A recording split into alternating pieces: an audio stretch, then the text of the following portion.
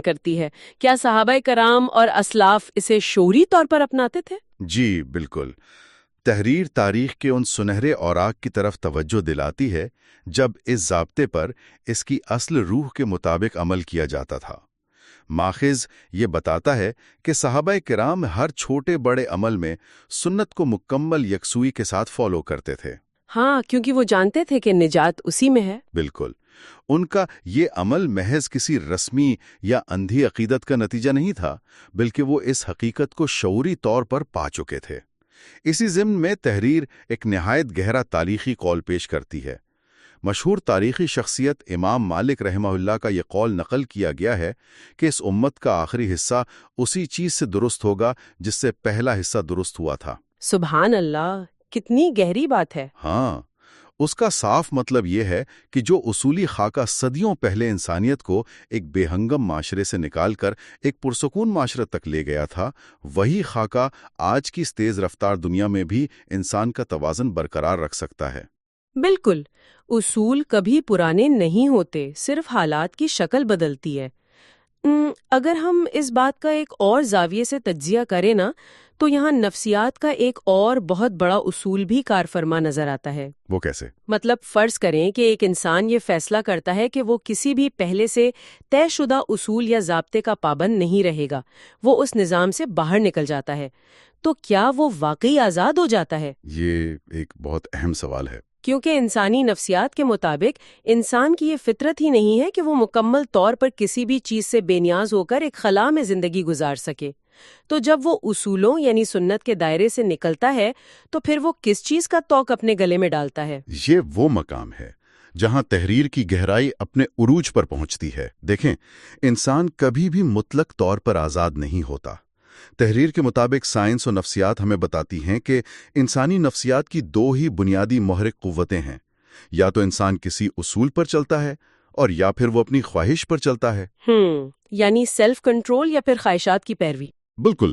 جب انسان سنت کے دائرے سے باہر نکلتا ہے تو وہ آزاد نہیں ہوتا، بلکہ وہ خود بخود اپنی ہی بے لگام خواہشات اور معاشرے کے عارضی رجحانات کا غلام بن جاتا ہے۔ خواہشات کا مسئلہ یہ ہے کہ ان کی کوئی حد نہیں ہوتی، وہ ہر روز بدلتی ہیں۔ ہاں، آج کچھ پسند ہے، کل کچھ اور۔ ماخذ وضع کرتا ہے کہ سنت دراصل انسان کو خواہشات کے مقابلے میں خود پر قابو پانا یعنی سیلف کنٹرول سکھاتی ہے۔ اسی تناظر میں حضرت ابن عباس رضی اللہ عنہ کا ایک انتہائی اہم قول شامل کیا گیا ہے۔ اچھا، وہ قول کیا ہے؟ انہوں نے فرمایا تھا کہ جب بھی لوگ بدعت نکالیں گے یعنی کوئی نیا راستہ ایجاد کریں گے تو اس کے نتیجے میں ایک سنت ختم ہو جائے گی۔ اسے ہم اس طرح سمجھ سکتے ہیں کہ اگر ایک برتن پہلے سے ہی خالص پانی سے بھرا ہوا ہے اور آپ اس میں کچھ اور ڈالنے کی کوشش کریں گے تو لامحالہ وہ خالص پانی چھلک کر باہر گر جائے گا۔ دونوں چیزیں ایک ساتھ نہیں رہ سکتی۔ یہ نفسیاتی اور معاشرتی اصول واقعی آنکھیں کھول دینے والا ہے۔ اس کا مطلب ہے کہ جو شخص یہ گمان کر رہا ہے کہ وہ اپنی مرضی کے نئے نئے راستے بنا کر زیادہ جدید یا آزاد ہو گیا ہے، وہ در حقیقت خود کو ایک نا ختم ہونے والی ذہنی غلامی میں دھکیل رہا ہے۔ بالکل ایسا ہی ہے۔ اور اگر ہم آج کے دور پر نظر دوڑائیں تو یہ بات 100% سچ ثابت ہوتی نظر آتی ہے۔ آج کی دنیا میں ہم نے ہر چیز کو اپنی مرضی اور پسند کے مطابق ڈھال لیا ہے۔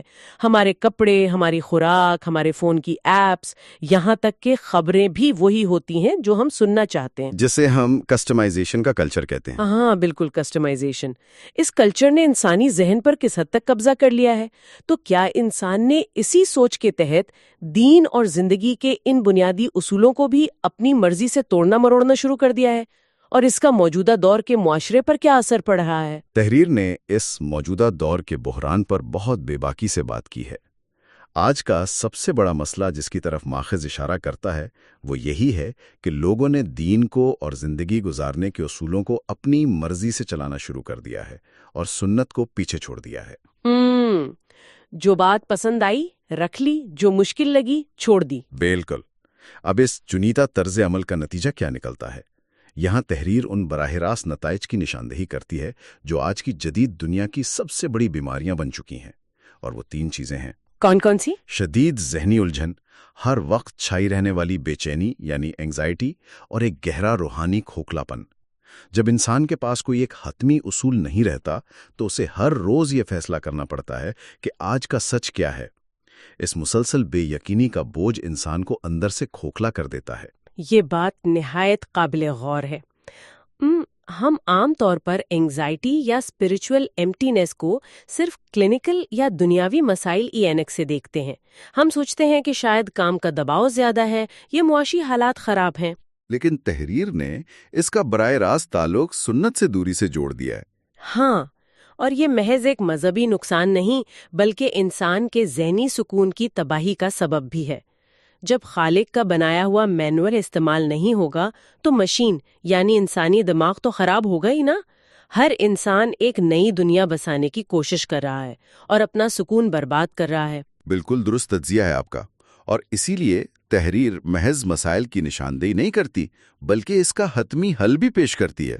تو ماخذ کے مطابق اس کا حل کیا ہے؟ اس کا حل ایک 3 درجاتی عمل میں پوشیدہ ہے۔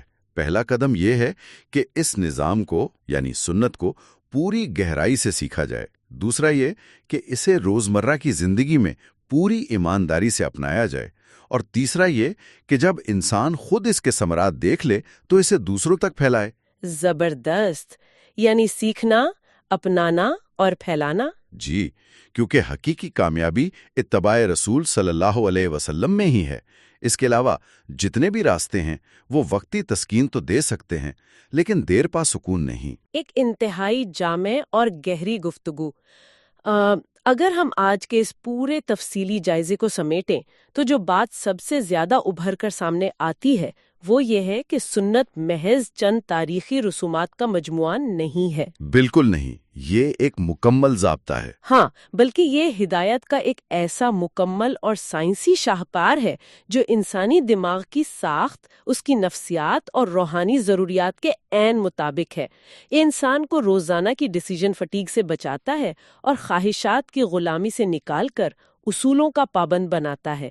سنت ہدایت ہے اور اس سے دوری سراسر گمراہی۔ اس میں رتی بھر بھی شک کی گنجائش نہیں ہے، اور اسی لیے ماخذ کے اختتام پر ایک انتہائی سخت سوال اٹھایا گیا ہے۔ وہ کیا؟ سوال صرف اتنا سا ہے کہ کیا ہم واقعی سنت پر چل رہے ہیں یا صرف دعوے کر رہے ہیں، کیونکہ عمل کے بغیر دعوے کی کوئی وقت نہیں ہوتی۔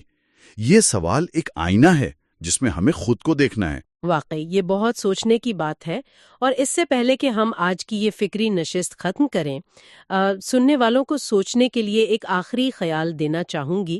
ذرا اس زاویے سے سوچئے گا کہ اگر ہمارا دماغ ذہنی الجھنوں اور بے چینی سے بچنے کے لیے فطری طور پر ایک ڈیسیژن فریم ورک کا محتاج ہے، بالکل، اور سنت کو چھوڑنے سے زندگی میں ایک خطرناک خلا پیدا ہوتا ہے، تو ہمیں سوچنا چاہیے کہ ہم اپنی روزمرہ زندگی میں اس خلا کو بھرنے کے لیے لاشعوری طور پر آج کے دور کے کن ناقص اور کھوکھلے نظاموں کو اپنا رہے ہیں جن کا ہمیں خود بھی احساس نہیں۔